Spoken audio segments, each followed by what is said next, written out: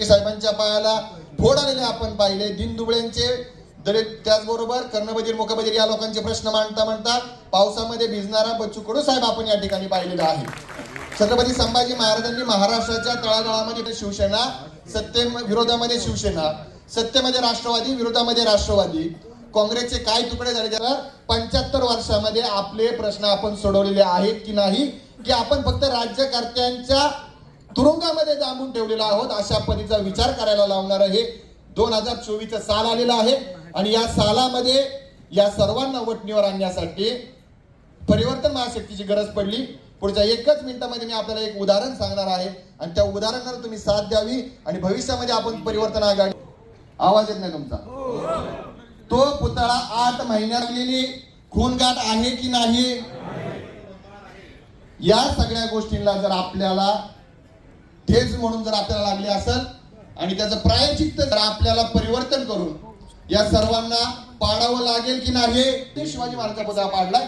म्हणून माझी कळकळीची विनंती आहे, आपण सर्वांनी परिवर्तन आघाडीची, परिवर्तन महाशक्तीची एकजूट करून या सरकारला खाली खेचलं पाहिजे. तुम्ही सर्वांनी गोष्टांच्या माध्यमातून महाराज के, छत्रपती संभाजी महाराज के. धन्यवाद. बसणारा आमचा शेतकरी आहे, दिव्यांग आहे, ती मायमाऊली आहे, तिला अजूनही काही अपेक्षा आहे. ते एका जातीची नाही, एका धर्माची नाही, एका गावची नाही, ती कष्ट करणारी आमची ती माय भगिनी आहे. आणि म्हणून असं कोणीही अर्थ काढू नका. आपल्याला लढायचं असेल तर मित्र हो, 75 वर्षाच्या लुटीचा इतिहास सामान्यपर्यंत नेऊन जावं लागेल. कसे कसे तुमचे कोथळे बाहेर काढले काँग्रेस आणि भाजपवाल्यांना, त्यांचे कोथळे बाहेर काढण्यासाठी ही महाशक्ती. छत्रपतीनं प्रतापगडावर कोथळा काढला, आम्ही या निवडणुकीत काढू, बदला घेऊ. त्या सगळ्यांना ज्या कडावर भेटन त्या कडावर मारू. एक म्हणते लाडकी बहीण आणि दुसरा म्हणते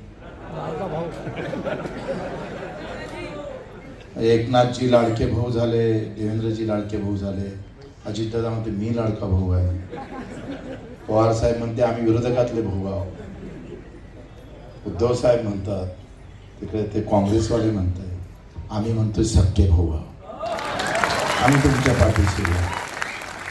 महाशक्ती म्हणजे युक्ती, भक्ती आणि शक्ती. शक्ती ही सामान्य माणसांची, तिरंग्याची, युक्ती छत्रपतीची आणि भक्ती बाबासाहेब आंबेडकरांची, याची ही महाशक्ती आहे.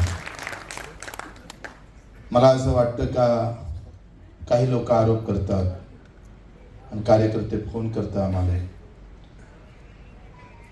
का तुम्ही कशाला आता मधातच उभं केलं हे सगळं, मग काय करू, जा म्हणे आघाडी, भाजपले पाडा म्हणे. म्हणलं पाडलं भाजपले आणि आणली आघाडी. त्यानं काय केलं ते तरी सांग. त्याच्याजवळ उत्तर सापडत नाही. म्हणजे ते तसेच आहे, ते तसेच आहे. अरे 2004 मध्ये स्वामीनाथन आयोग स्थापित केला काँग्रेसनं. 2004 मध्ये, 6 मध्ये तो स्वीकारला म्हणजे अंमलबजावणी झाली. काँग्रेसनं स्वामीनाथन स्थापन केला, वामनरावजी असेल आपले, तुम्हाला तर राजू शेट्टी आमचे, शंकरांना तोंडगे असेल. मग 6 पासून तर गेल्या 15 वर्षापर्यंत काँग्रेसच होती ना. एक शिफारस मान्य केली नाही, एक शिफारस. मोदीजी आले, भाई और बहनों, किसान के भी अच्छे दिन आएंगे. विचारा अच्छे आले नाही, खड्ड्यात टाकले. हे म्हणत होते स्वामीनाथनची पूर्ण अंमलबजावणी करू, एक शिफारस मान्य केली, एक शिफारस. पण नोकरीवाल्यांचा जर पहिला, दुसरा, तिसरा, चौथा, 5वा, 6वा, 7वा, 8वा वेतन आयोग जर मान्य होतं, स्वामीनाथन का होत नाही? सवाल आहे. काँग्रेसवाल्यांना सवाल आहे आमचा, हा भाजपवाल्यांना सवाल आहे. तुम्ही जाती धर्माचे झेंडे घेऊन फिरा, आम्ही सेवेचा झेंडा घेऊन फिरतोय. तुम्ही हिरवा, निळा, पिवळा लोकांच्या डोक्यात घाला. आम्ही तिरंग्यासाठी मरणार आहोत, तिरंग्यासाठी जगणार आहोत. या नवीन विचारानं आम्हाला समोर जायचं आहे. मित्र, लढाई खऱ्या अर्थानं आमदारकीची नाही आहे, विरोध खासदारकीची लढाई नाही आहे, मुख्यमंत्री आणि मंत्री बनण्याची लढाई नाही. ही लढाई आहे कार्यकर्ता बनण्याची, कार्यकर्ता बनण्याची. आज आपण पाहतोय तर तुम्हाला न पैशानं कुठल्याही प्रकारचा एका कॉलवर तुम्ही इथं आलात. मला माहित आहे आम्ही सगळे सतरंजी उचलणारेच आहोत. ज्याच्यासाठी टाकली होती ना त्यांनी सतरंजी उचलणाऱ्या कार्यकर्त्याचं सगळं वाटोळ करून टाकलं. आता हा सतरंजी उचलणारा कार्यकर्ता नेत्याचं वाटोळ केल्याशिवाय नाही. अनेक गोष्टी सांगता येईल. राजांनी अतिशय चांगल्या पद्धतीनं ते तुमच्या समोर मांडलं. राजूजी शेट्टी आहे, यांच्यावर हजारो कित्येक शेकडो गुन्हे आहेत. वामनराव चटपांचं भाषण आम्ही जेव्हा सभागृहात पाहायचं तेव्हा बऱ्याच गोष्टी मी वामनरावजवळून शिकलो. आणि मग अशी सगळी कष्ट करणारी लोक एकत्र होत असेल तर मग काही लोक असं म्हणतात का ती आघाडी बिघडण्यासाठी हे सगळं करतो. मला एक तुम्ही सांगा, दिल्लीचं सरकार केजरीवालनं आणलं का नाही आणलं? आणि केजरीवालनं जर विचार केला असता असे आरोप होईल आणि केजरीवाल उभेच नाही राहिले असते तर हे चांगला मुख्यमंत्री देशाला भेटला असता का? बिहारमध्ये तर तुम्ही तिसऱ्याच आघाडी सोबत बसले. ममता बॅनर्जी आहे. मी जर उभा राहिलो नसतो, कारण काँग्रेसचा एक उमेदवार तिकडे उभा होता आणि भाजपचा इकडे उभा होता, मी तिसराच होतो हो तिथे. असा विचार केला असता तर बच्चू कडू आमदारच झाला नसता.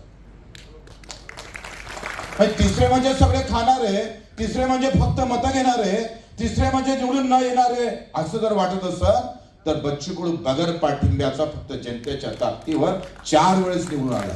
4 वेळेस. तुमच्या सगळ्या जाती पाती धर्माचे गणित तोडून आम्ही निवडून आलोय.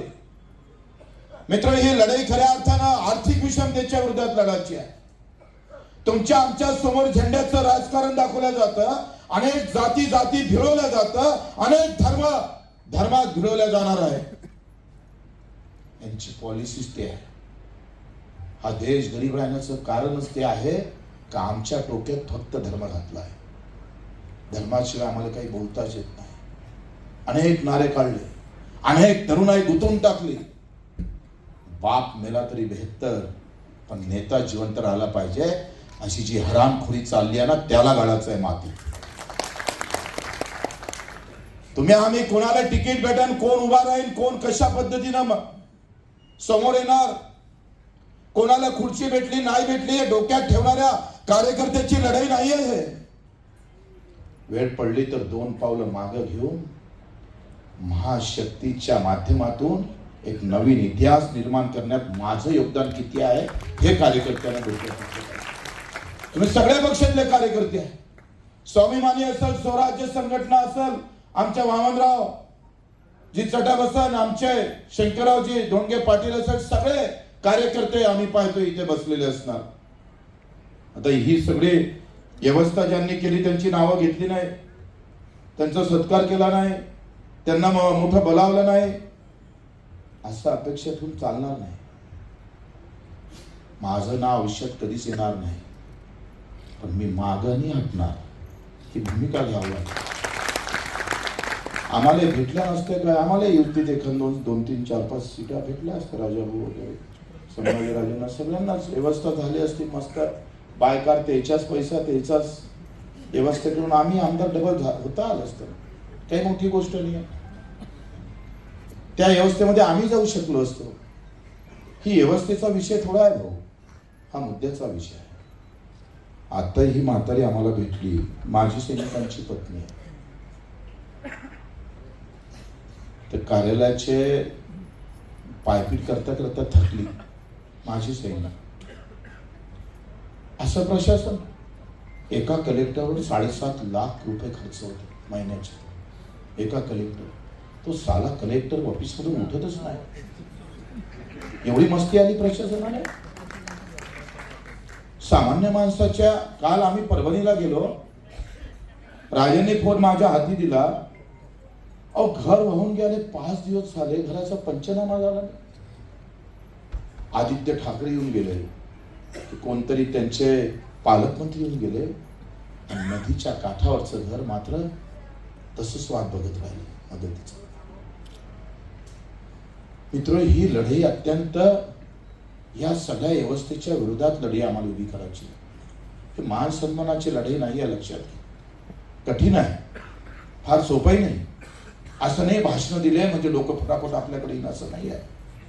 कारण व्यवस्था अशी करून ठेवली का जातीपातीत लोक गुंतवून ठेवलेले आहे आणि प्रचंड पैशाची ताकद खर्च होणार आहे. प्रचंड पैसा वाहन अशी व्यवस्था. एक एक मतदारसंघ 100 करोडच्या वरती खर्च होण्याची शक्यता आहे.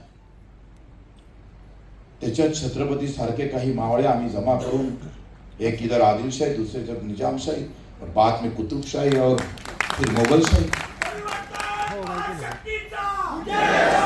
या अशा सगळ्या शाहीच्या विरोधात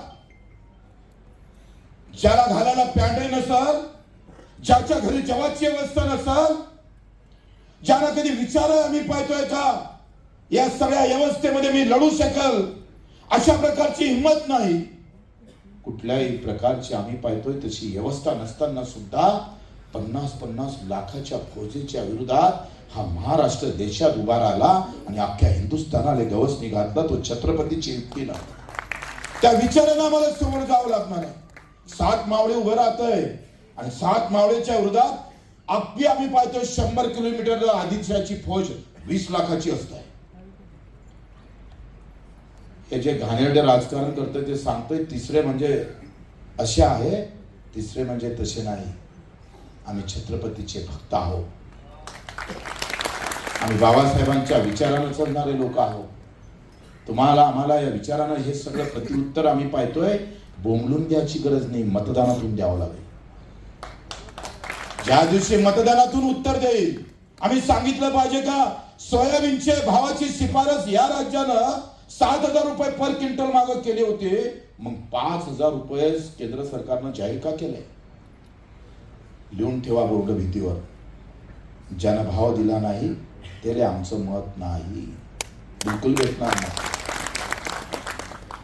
एका क्विंटल मागे 2,000 रुपयाच्या तफावत आहे. राज्य सरकार असं म्हणतंय का 7,000 रुपये भाव भेटल्याशिवाय 15% नफा भेटत नाही, आणि केंद्र सरकार मात्र 5,000 रुपये भाव डिक्लेअर करत असाल तर खात्यात सोयाबीन विकावं लागतं. कोणाच्या थोबाडीत मानाची? काँग्रेसच्या राज्यात होतं तरी काय दुसरं? हेच होतं ना. धर्म जातीच्या लढाईमध्ये आपण पाहतोय काँग्रेसला वाटते का मुस्लिम आणि दलित आमच्या सोबत आहे, आणि भाजपाला वाटते हिंदू आमच्या सोबत आहे. आम्ही सांगतोय किसान और मजदूर हमारे के साथ. आम्ही हे सगळी विषमतेची दरी जे जातीपाती धर्माची उभी केल्या जातं मित्र, त्याची ती दरी तोडून आर्थिकतेच्या विषमतेच्या लढाईच्या विरोधात तुम्हाला आम्हाला उभं राहायचं आहे मित्र. मीच्या विधानसभेमध्ये विचारत होतोय, अध्यक्षाच्या खुर्चीची किंमत 5 लाखाची आहे.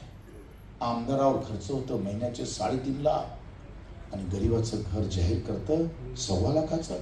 लाज वाटत नाही? आराम करो. अरे 1.25 लाखात घर होते कसं? जो कारखान्यात काम करतं त्याला 8,000 निपटून टाकतंय. 8,000 कामगाराचं घर चालू शकतं? ज्याचे अधिक कष्ट आहे तो इथं मरत आहे. मित्र, ही निवडणूक नाही, लढाई म्हणून स्वीकारावं लागणार आहे. अजूनही हॉस्पिटलमध्ये जाव तर मरताना लोक दिसतात. कोरोनाच्या काळात पायरीवर लोक मेले, पायरीवर. अंदर प्रवेश नव्हता. मंदिर आणि मस्जिदीच्या लढाईमध्ये अजूनही आमचे हॉस्पिटल दूर राहिलेले आहे. शिक्षण व्यवस्था ढासळून टाकलेली आहे. आम्ही पुन्हा धर्माच्या नावानं, जातीच्या नावानं पेटून उठणार आहोत. ती राजकारणी लोकांसाठी ही व्यवस्था फार सोपी आहे. झेंडा लागला म्हणजे मतं भेटते अशी व्यवस्था असेल तर काम करायची गरजच काय? काहीच गरज नाही काम करायची. कशाला आंदोलन करायचं? कशाला गुन्हे दाखल करून घ्यायचे? कशाला मरमर करायची? काल आम्ही 4.5 तास 5 तास आम्ही त्या धोधो पावसात भिजलो, आणि तेव्हा कुठेतरी एक फोन आला की आम्ही 4 दिवसांना घोषणा करतो. अरे ज्याला पाय नाही, हात नाही, डोळे नाही, त्याला चलता येत नाही, एका घरी 4 दिव्यांग बसले आहे, 75व्या वर्षामध्ये अजून एक सरकार त्याच्याजवळ जाऊ का शकत नाही, हा विचार आहे. गरीब गरीब राहिला आणि श्रीमंत श्रीमंत झालेला आहे. मित्र, मान सन्मानाचा विषय नाही. मला घेतलं काय, मला बोलावलं काय, माझं नाव पॉम्पलेट मध्ये दिलं काय, माझा फोटो इकडे काढला काय, तिकडे काढला काय, हा विषय आमचा नाही आहे. विषय बदलेची आग आहे डोक्यात, बदला मग 75व्या वर्षामध्ये काँग्रेसनं 200 रुपये महिना सुरू केला अपंगासाठी, आणि ते वाढवासाठी काँग्रेसला 10 वर्ष लागले. मग भांडलो आम्ही, 600 झाला. 600. मी एक उदाहरण सांगतोय. व्यवस्था, बजट का ढांचा नहीं बदल रहा है. बजेटचा ढांचा तसाच आहे. बजेटमध्ये तुम्ही कुठं आहे, शेतकरी कुठं आहे, मजूर कुठं आहे, दिव्यांग कुठं आहे, विधवा बहिणी कुठं आहे, काम करणारी, भांडे घासणारी आमची महिला कुठं आहे, तो एसटी चालवणारा ड्रायव्हर कुठं आहे. काय अवस्था, काय विषमता आहे बघा. आमदाराच्या गाडीवर आणि कलेक्टरच्या गाडीवर गाडी घेऊन चालवणाऱ्या ड्रायव्हरला 70,000 रुपये महिना, आणि 100 लोक घेऊन जाणाऱ्या एसटी मालकाला, एसटी चालवणाऱ्याला फक्त 12,000 रुपये महिना. लढाई नहीं लड़ाची, तोड़ डालेंगे साले को, खींच लेंगे साले.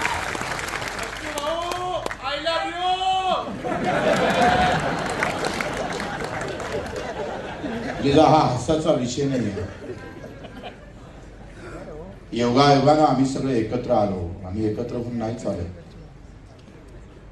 तुम्ही कोणत्या गटाचे, कोणत्या पक्षाचे असं म्हणून जर आले लागले आणि माझ्या नेत्याचा सन्मान आणि मान झाला पाहिजे असं वाटत असेल तर हे शक्ती आताच थांबवली तरी चालेल.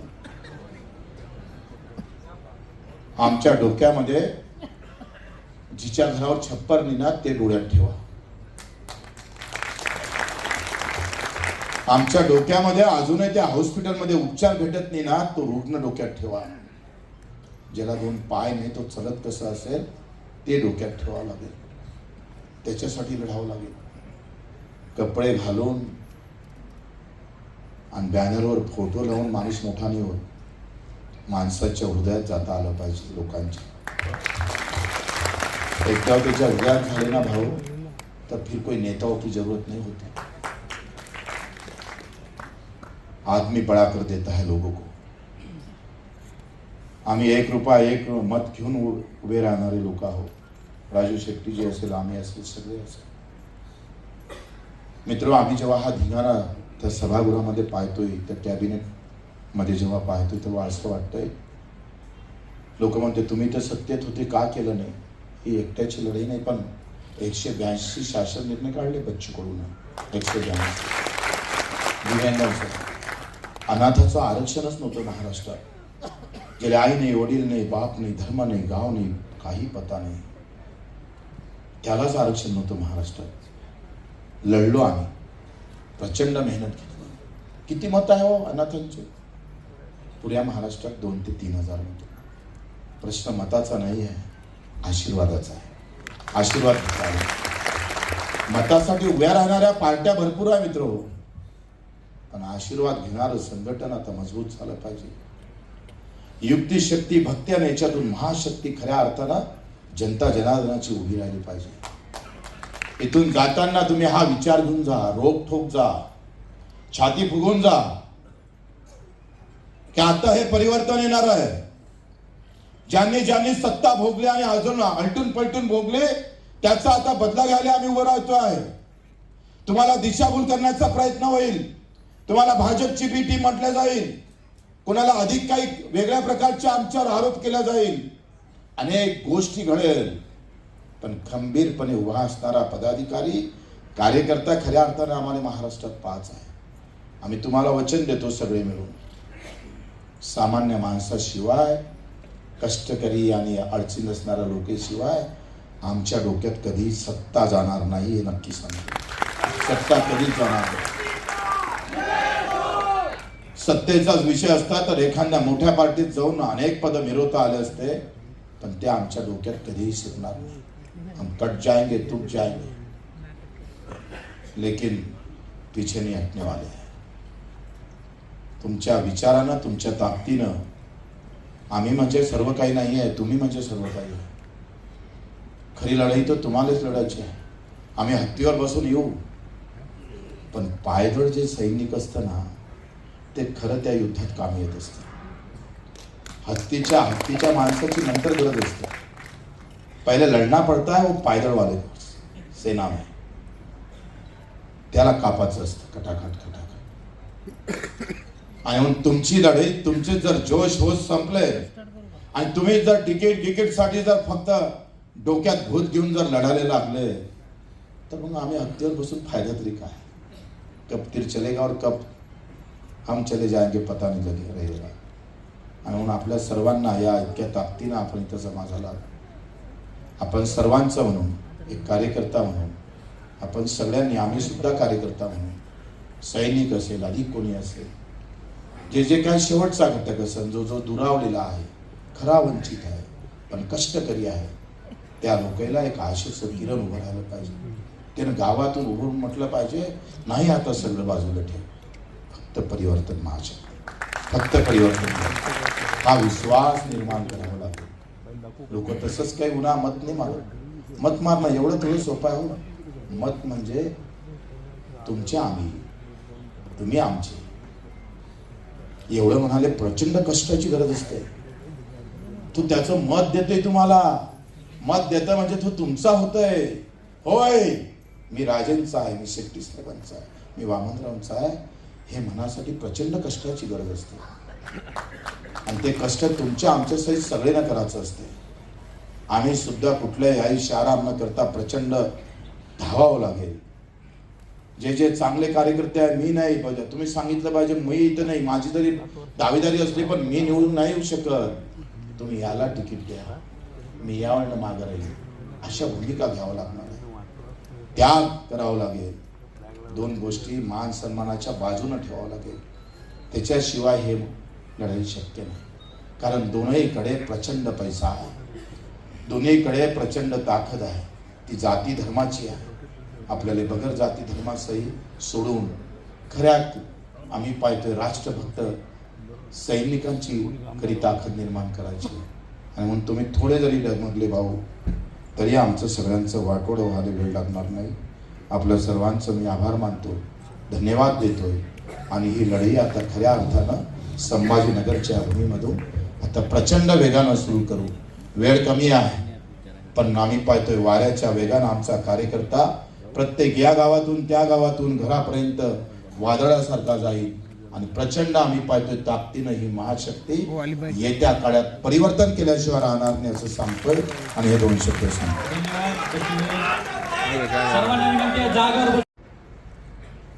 जिने आत्ताच आपलं मनोगत व्यक्त केलं ते शेतकऱ्यांचे नेते, माजी खासदार राजू शेट्टी साहेब, या विचार मंचावर इथं उपस्थित माजी आमदार वामनराव चटक साहेब, इथं उपस्थित माजी आमदार शंकरराव धोंडगे साहेब, नारायणराव कुशे, सगळ्या संघटनेतून महाराष्ट्रातून आलेले सर्व पदाधिकारी, सन्मान्य विचार मंच, इथं उपस्थित सर्व पत्रकार बंधूंनो आणि उपस्थित सर्व परिवर्तन महाशक्तीचे सर्व पदाधिकारी आणि उपस्थित सर्व बंधू भगिनी,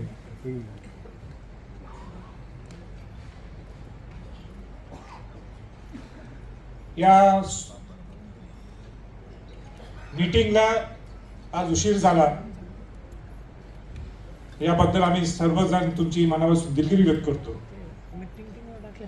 पण इथंच माझ्या समोर आपले संभाजीनगरचे पत्रकार माननीय दत्ता कानवटे हे खाली बसलेले, असे अनेक पत्रकार खाली बसलेले इथं असतील. आम्ही तुमची सोय करू शकलो नाही, याबद्दल महाशक्तीच्या सर्व पदाधिकाऱ्यांच्या वतीने मी तुमची सुद्धा मी मनापासून दिलगिरी व्यक्त करतो. आज अनेक संघटना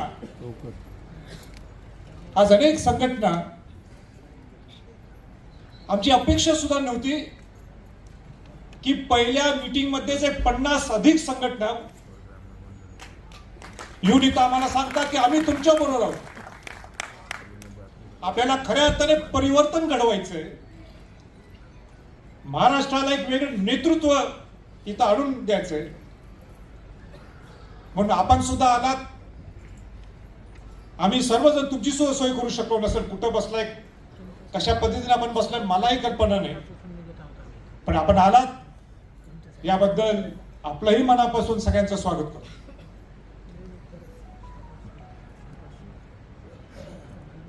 परिवर्तन महाशक्ती कशी घडली,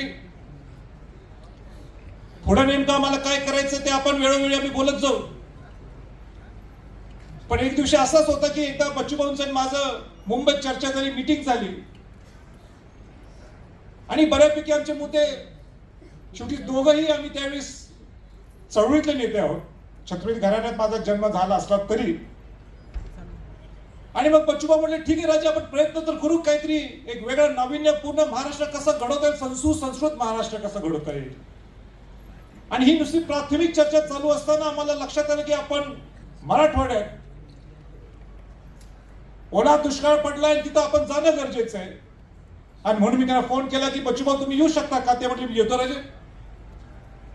मी राजू शेट्टी साहेबांना फोन लावला, अंकुश राव तिथं होतेच, आणि सांगितलं येणार का राजू शेट्टी साहेबांना. राजू शेट्टी साहेबांनी सांगितलं राजकारणाचा विषय नाहीये, आपल्याला शेतकऱ्यांचे प्रश्न सोडवायचे, तुमचा आणि आपलं हेतू एक आहे, अजेंडा एक आहे, तुम्ही याल का. आणि राजू शेट्टी साहेब तिथे सुद्धा आले. आणि तिथं शेट्टी साहेबांना सुद्धा लक्षात आलं, बच्चूभाऊंना लक्षात आलं, मला स्वतःला लक्षात आलं की आपण काहीतरी वेगळं महाराष्ट्रासाठी घडवू शकतो. आणि त्या पहिल्या टप्प्यात तिथं राजकीय काही चर्चा झाली नाही, पण एक विश्वास निर्माण झाला. हो, महाराष्ट्र खऱ्या अर्थाने जर शिवाजी महाराज, शाहू फुलेंचा आणि आंबेडकरांचा महाराष्ट्र आपण जर म्हणतो, हे महासंतांचा आपण महाराष्ट्र म्हणतो, तर खऱ्या अर्थाने आपण त्याप्रमाणे चाललोय का, हा प्रश्न आपल्या सर्वांना आहे. म्हणजे सगळे प्रस्थापित लोक ठरवतात त्याप्रमाणेच करायचं, पण आम्ही धाडस नाही करायची का. आम्हाला खऱ्या अर्थाने शून्यातनं मोठं होऊ शकत नाही का आपण. लोक काय बोलायला लागलेत, पलीकडच्या युतीतले काय बोलतात, आघाडीतले काय बोलतात, त्याच्यानंतर मी बोलेन.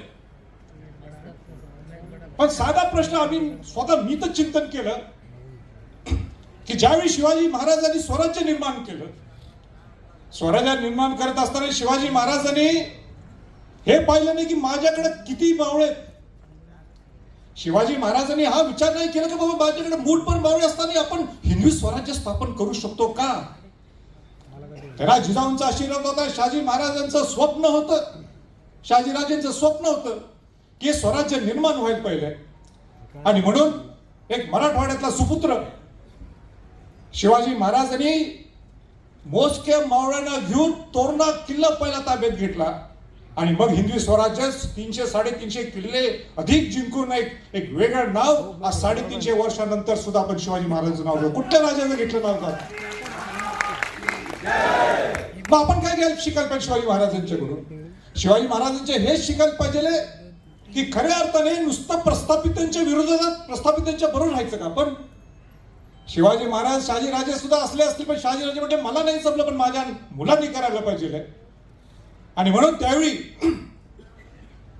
जसं शिवाजी महाराजांनी सगळ्या विस्थापित लोकांना एकत्र घेऊन, मावळ्यांना एकत्र घेऊन एक स्वराज्य निर्माण केलं, मग आपण करू शकत नाही का. आपण नाही करू शकत का. म्हणजे मला बच्चूभाऊंना आणि सगळ्याच्या विचार मंचातल्या लोकांना सांगायचंय की 1.5 वर्षाच्या अगोदर आमच्या स्वराज्य संघटना, ही स्वराज्य संघटना त्यावेळी पक्ष व्हायचा होता, स्वराज्य संघटनेचा पहिला वार्षिक वर्धापन दिन होता. आणि पहिल्या वार्षिक वर्धापन दिनाच्या दिवशी मी नुकतंच परदेशातून आलो होतो, डायरेक्ट कार्यक्रमाला गेलो. आणि त्या कार्यक्रमाला ज्यावेळी संबोधित करत असताना मी गोंधळून गेलो. म्हणजे 1.5 वर्षाच्या अगोदर ज्यावेळी हे विभाजन झालं होतं, पण कोणाला पक्षाचं चिन्ह मिळालं नव्हतं. मी गोंधळून गेलो, कुठलं राष्ट्रवादी आहे. म्हणजे पवार साहेबांचा राष्ट्रवादी, अजितदादांचा राष्ट्रवादी, कोणाला काय काय मला सुचना. शिवसेनेचा सगळा तोच विषय. भाजप बरोबर हे सगळ्याची खेळ करत होतं. एक विद्वान आम्ही आहोत, पण आम्ही सगळे असे विभाजनीकरण आमच्या हातातला, रक्तातला, आमच्या हातातलं म्हणजे काय हातखंडच आहे. काँग्रेसची मुवमेंट वेगळी चालू होती आणि मी स्वतः गोंधळ केलो. आता सुद्धा काय फार फार मोठा विषय झाला असं नाहीये. मला आपण सांगा, आता इथं ग्रामीण भागात मला माहित नाही, पण पश्चिम महाराष्ट्रात शेट्टी साहेब सांगतील, आपण गावात गेलो, पश्चिम महाराष्ट्र आपण गावात ग्रामीण भागात गेलो तर तिथं 2 गावं असतात. कुठले 2 गावं असतात? मोठं गाव म्हटलं तर बुद्रुक आणि छोटं गाव म्हटलं तर खुर्द. बरोबर आहे. आता कोण आहे खुर्द आणि बुद्रुक? राष्ट्रवादी खुर्द, राष्ट्रवादी बुद्रुक. शिवसेना खुर्द, शिवसेना बुद्रुक. आणि काँग्रेस तर सगळ्यात मेन आहे ना, त्याच्यावर मी काय बोलणार. आता हे बुद्रुक आणि खुर्द हे कशासाठी झाले हो? लोकांच्या विकासासाठी झाले काय सगळे? हा माझा प्रश्न आहे तुम्हाला. लोकांच्या प्रश्नासाठी खुर्द आणि बुद्रुक झाले का? हे झाले स्वतःच्या स्वार्थासाठी, स्वतःच्या सत्ता मिळवण्यासाठी. हे विकासाचे हा प्रश्न आपण या प्रस्थापित लोकांना विचारणं गरजेचं आहे. म्हणजे आयुष्यभर तुम्ही खेळ केला आमच्यावर. 75 वर्ष तेच प्रश्न, त्याच पॉलिसीज. मला तुम्ही सांगा, शेतकऱ्यांची पॉलिसी बदलून 20-25 वर्ष झाले. आपण म्हणतो महाराष्ट्र म्हणजे दुसऱ्या राज्यांच्या पेक्षा आपलं राज्य हे दुसऱ्यांच्या पेक्षा पुढे आहे. का पुढे? आपल्याला इतिहास आहे. शिवाजी महाराज, शाहू फुले, आंबेडकर, महासंतांचा, संत एकनाथ, ज्या सभागृहात आपण इथं, ज्ञानोबा महाराज, तुकाराम महाराज, एवढा मोठा इतिहास. कुठल्या राज्याला एवढा मोठा इतिहास आहे का? आहे का? मग एवढं आपण पुरोगामी होतो, एवढं प्रोग्रेसिव्ह होतो, आपण किती पट्टीने पुढे गेलोय? किती पट्टीने पुढे गेलोय? आज महाराष्ट्र 1 नंबरवर पाहिलं होतं का? होतं ना? हाय का? आपण आपल्या बाजूला शेतकऱ्यांची पॉलिसी जी 20 वर्षाच्या अगोदर झालेली आहे, 1992 काय त्या दरम्यान काहीतरी. आज शेतकऱ्यांचे प्रश्न तेच आहे. आज तेलंगणा घ्या, कर्नाटक घ्या, आपल्यापेक्षा पुढे वेगळ्या परिस्थिती. एक साधा शेतकरी, इथं मोठे शेतकरी सगळे नेते इथं बसलेत. मी इथं काही जास्त शेतकऱ्यांच्या मध्ये बोलू शकणार नाही, पण मला एकच प्रश्न विचारायचा, त्यांना सुद्धा मला विचारायचं आहे. मला हा विषय अजून समजला नाही. तेलंगणा सारख्या ठिकाणी 24 तास लाईट मिळते. आता आज मी याच्यात जेवढं जमत तेवढं, मी काय फार मोठा चळवळीतला नेता नाहीये, पण जेवढं शक्य होईल तेवढं मी पूर्ण महाराष्ट्र पिंजून 1 नाही 3-4 तास काढला. सगळे शेतकऱ्यांच्या बांधावर गेलो मी. अतिवृष्टी असू दे, ओला दुष्काळ असेल, त्या ठिकाणी जेव्हा मी शेतकऱ्यांना भेटलो, सगळ्यांचं एकच म्हणलं की रात्री आम्ही जाऊ शकत नाही, आमच्या शेतात जाऊ शकत नाही. कसं झालं हे? आमची व्यथा कोणाला सांगणार? आमची अडचणी कोणाला मी सांगणार? आमदार ज्यावेळी निवडणूक येते आम्ही आमदारला निवडून देतो, ज्यावेळी निवडणूक नाही आम्ही खासदारला निवडून देतो. पण आमचे प्रश्न तेच आहेत. आज नाही प्रश्न, 75 वर्षापासून तेच प्रश्न आहे. एक साधा मी नुसता लाईट बिलचा विषय बोललो. शिक्षणाचं धोरण म्हणजे महाराष्ट्र खऱ्या अर्थाने दुसऱ्या राज्यांच्या पेक्षा सगळ्यात पुढे पाहिलं होतं शिक्षणाच्या बाबतीत. सगळं प्रायव्हेटायझेशन चालू आहे, सगळं प्रायव्हेटायझेशन. राजश्री छत्रपती शाहू महाराजांनी कोल्हापूर संस्थांमध्ये आपल्या बजेटमधनं 20% शिक्षणावर दिलं होतं. अमेरिका आज सगळ्या शिक्षणात फार पुढे म्हणतात, ते 7% देतात शिक्षणासाठी, आणि आपण मला नाही वाटतं 1% सुद्धा असेल. सगळं प्रायव्हेटायझेशन. आणि कोणाकडे प्रायव्हेटायझेशनकडे आहे त्याचा विचार करा. मगाशी राजू शेट्टी साहेबांनी सांगितलं, जिल्हा परिषद शाळेची काय परिस्थिती आहे, पंचायत समितीची काय परिस्थिती आहे. त्या भूमला मी गेलो, ते प्राथमिक आरोग्य केंद्र म्हणजे जे आत्ताचे आरोग्य मंत्री आहेत त्यांचं ते गाव तिथं भूमला म्हणजे मला मी स्वतः तिथं थांबू शकत होतो. इतकी दुर्गती, इतकं घाण. आणि लगेच 2 दिवसानंतर काय परत वेगळी न्यूज. असं नाहीच आहे. इतकं स्वच्छ आमचं प्राथमिक आरोग्य केंद्र नवीन नवीन करून रंगवलं आणि परत परत व्हिडिओ मॅनेज करून सगळं गडकोट किल्ल्यांचं. बच्चूभाऊ तुम्ही सुद्धा विशाळगडला असता, पन्हाळ्याला असता, रायगडला असता, आपण आपली कितीदा भेट झालेली. त्या गडकोट किल्ल्याचं शिवाजी महाराजचं नाव आपण घ्यायचं. हिंदवी स्वराज्य निर्माण केलं. आपली अस्मिता, आपलं हृदय हे आपले किल्ले. ह्या 75 वर्षात माझं चॅलेंज आहे, माझं त्यांना आव्हान आहे. तुम्ही काय किल्ल्यांसाठी किती पैसे दिले जरा इथं बसून माझ्या समोर बसून दे. माझ्या समोर डायरेक्ट माझी चॅलेंज आहे. एक शिवनेरी किल्ला सोडला, रायगड किल्ल्याचं संवर्धन जतन सोडलं, ते सुद्धा मी त्यांच्या मागे लागलो. आणि म्हणून या 4-5 वर्षात रायगड किल्ल्याचं संवर्धन जतन चाललं, कारण मी त्याचा अध्यक्ष आहे म्हणून. माझी प्रशंसा करायची नाहीये, पण त्या राजधानी रायगड काही नाही हो. 75 वर्षात 1 कोटी रुपये खर्च नुसता 1 कोटी. छत्रपती शिवाजी महाराज की काय केलं तुम्ही या 350 गडकोट किल्ल्यांचं? या 350 वर्षात काय म्हटलं, हा 350वा शिवराज्याभिषेक सोहळा आहे शिवाजी महाराजांचा, म्हणून आम्ही 450 कोटी रुपये आपण किल्ल्यांसाठी खर्च करू. सांगून तर तिने किती रुपये गडकोट किल्ल्यांच्यासाठी खर्च केले.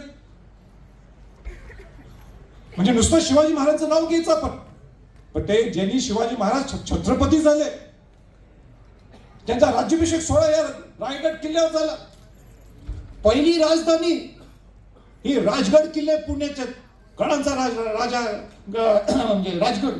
काय केलं होते शिवाजी महाराजांनी स्वतः बांधलेला किल्ला आहे. आणि राजकोटला काय झालं बघितलं.